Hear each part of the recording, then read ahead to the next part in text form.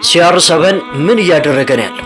ትላንት በነበረው በኔሽን ሊግ የዋንጫ ጨዋታ ላይ አንድ ጎል በማስቆጠር በ9ኛው ደቂቃ ላይ ተቀይሮ ወጥቷል። ፔናልቲ የተመታ ባለበት ሰዓት ላይ እጁን በማንሳት ዱዓ ሲያደርግ ተመልክተናል። ሙስሊሞች ከሆናችሁ ኮመንት ላይ አልሐምዱሊላህ በሉ፣ ኮመንቱንም በአልሐምዱሊላህ ሙሉት። እናም ዱዓ ካደረገ በኋላ ፖርቹጋል አሸናፊ በመሆን 5-3 በማሸነፍ ዋንጫውንም እንዲህ ባለ ባማረ መልኩ አንስቶታል። የCR7 ድርጊት ከጊዜ ወደ ጊዜ ብዙዎችን እያስገረመ ይገኛል። ሰዎችን ሰላም ሲል አሰላሙ አለይኩም እያለ ነው።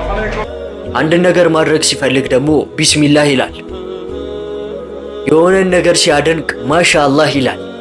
እናም በጣም በሚያስገርም ሁኔታ ሙስሊሞች ሆናችሁ የእስራኤል ምት የሆነውን ኮካ እናንተ ትጠጣላችሁ፣ እሱ ግን አጠገቡ ጋር እንኳን እንዲቀመጥ አይፈልግም። በተደጋጋሚ ፍልስጤማውያንን ባለው ገንዘብና በሚሸለመው ወርቅ ጫማ ሳይቀር ሲደግፍ ተመልክተነዋል። ልጆቹ ሳይቀሩ የፍልስጤማውያንን አርማ በመልበስ እንመለከታቸዋለን። ይህ ታዋቂና ዝነኛ ተጫዋች እስልምናን ተቀብሏል ወይ? የብዙዎች ጥያቄ ነው።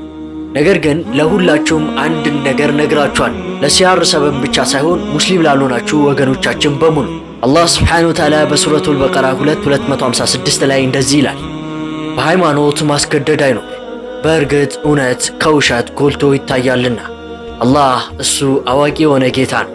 አላህ ሱብሓነሁ ወተዓላ እስልምና ትክክለኛና እውነተኛ የሆነ እምነት ይነግረናል።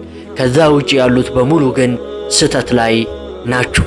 ይህንን ቪዲዮም ራሳችሁ ጋር እንዳታስቀሩ ለመላው ኢትዮጵያውያን ሼር በማድረግ አድርሱ።